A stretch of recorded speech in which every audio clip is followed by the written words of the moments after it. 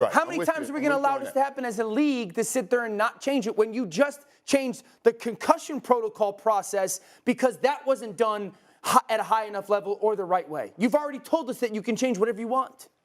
No disagreement with either of your points. Yep. But that's not where my mind goes right now, because you're right. And you understand that, particularly with the eye from upstairs, you can reverse that call. So that's a given.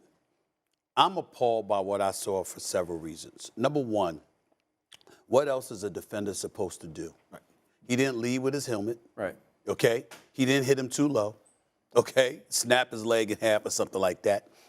Put his shoulders on him. He grabbed him around the waist, swung him around, flung him to the ground. His head did not hit the turf. There was no head contact whatsoever, head-to-head contact whatsoever. Ooh. So in that regard, you protected the quarterback. I find this to be one of the most egregious calls I've ever seen on a National Football League field. It was disgusting. And if you are any elite defensive player, I mean, it's almost to the point where they should line up on Park Avenue and protest outside of the NFL office what you're doing to compromise defenses in the National Football League. I mean, what do you expect them to do when they can't do that? When they can't make a play like that? Right. You're talking about they're down 21-0.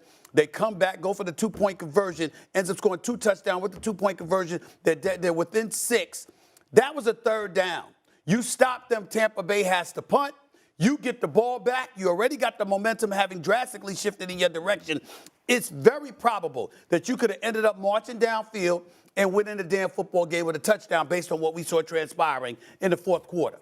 So you probably cost them the game, but it's more egregious than that, too, because of the points that I brought up. You don't make a call like that because you're not taking into consideration a defensive player at all. Right. And the compromising position you put him in. You're going through an offensive lineman. You're going around him to get to the quarterback. You still got contact. Anything could happen to you if you lay off. And by the way, had you not swung him around and put him to the ground, Tom Brady could have got loose and threw a pass to get a 1st down. That has happened before. That has happened before. Okay, totally. So you got that as a problem. But, and I'm not going to lie to you. And some people are going to look at me and say I'm utterly crazy for saying this. But I'm pretty damn ashamed of Tom Brady, too. Because Tom Brady looked at the ref and was looking for a call. Right. Where's the call? I mean, I know win at all costs, but damn. Talk about taking the competitive fervor out of the mix. Win fairly. What you looking for the referee for? You Tom Brady, you're a 7-time champion.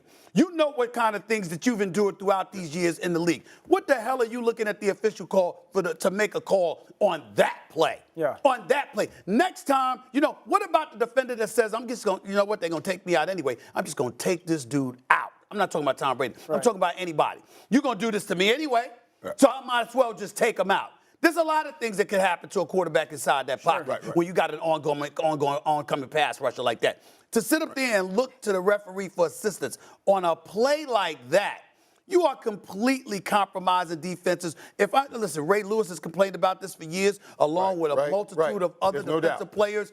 This is their greatest point ever. That's one of the most awful calls I've ever seen on an NFL field. It's inexcusable. Inexcusable. Right. The result really is. Now, but I want to say this. I just want to say this for Tom and the ref. That was a violent swing. Now, let's be real here. Oh, my God. No. It didn't end up violent because he didn't hit his head.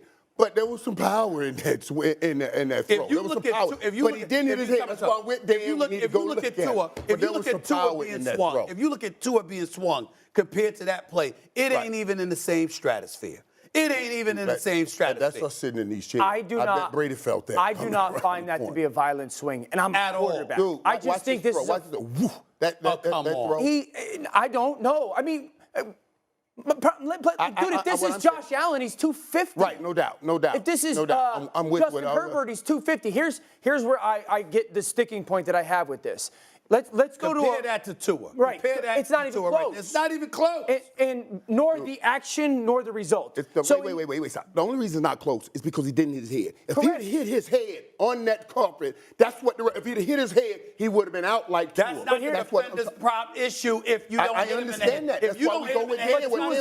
But y'all can't sit in the chair and say that wasn't a violent throw. I'm telling you, that was a violent throw. I don't see it to be an unnecessary fling because I think that's subjective. Here's my point with this all.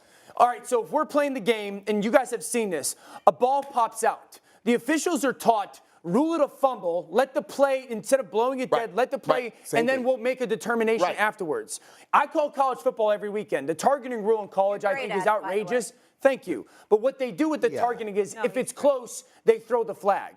And then they go to see if they confirm or overturn it. If college can do it, and maybe it's not every flag, I think it should be, but maybe it's every unsportsmanlike conduct penalty, so to speak, where they have the opportunity to call it unsportsmanlike conduct, to your guys' point, err on the side of caution, have the sky judge confirm or deny, confirm or overturn, and then, because, listen, Arthur Smith has a chance to be 3-2 and have a leg up on the Buccaneers in the division. Dude, you can lose your job over that. Right. And this is an NFL issue. And I'll say, if he hits his head here and he's out and then there's no flag on that play, we're killing the NFL. That's all I'm saying. We're killing the NFL. No, we're not. You know what I mean? No, we're not. I disagree. Listen, hold on, let me explain, Michael. Here's why. Here, then we gotta go. He grabbed him around the waist and threw him down. Okay? If he hits the head, yes, we're killing the NFL, and no flag is called if he takes a headshot. But if you grab the dude around the waist and fling him to the ground, no, we're not killing the NFL over that. Yeah. Because that's a legal hit on a part of the defender. If he hit his head right there, he would have been out. Tom braced with his shoulder, which was great. I mean, he's okay, and thank God for that. But the NFL is trying to get away from it.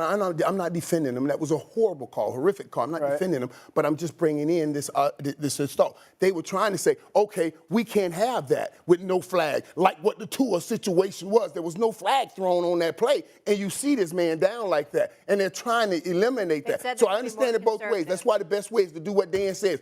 Let's go over and look at that. I know your intent. I got a solution. Let's grab the quarterback and not tackle him at all. Well, he could. He could. Brady could have held on to him and been in the grass. Let's attach a flag. He could have. Once he held him, he was in the grass. Let's attach a flag to NFL quarterbacks and don't even take them to the ground. Just grab them.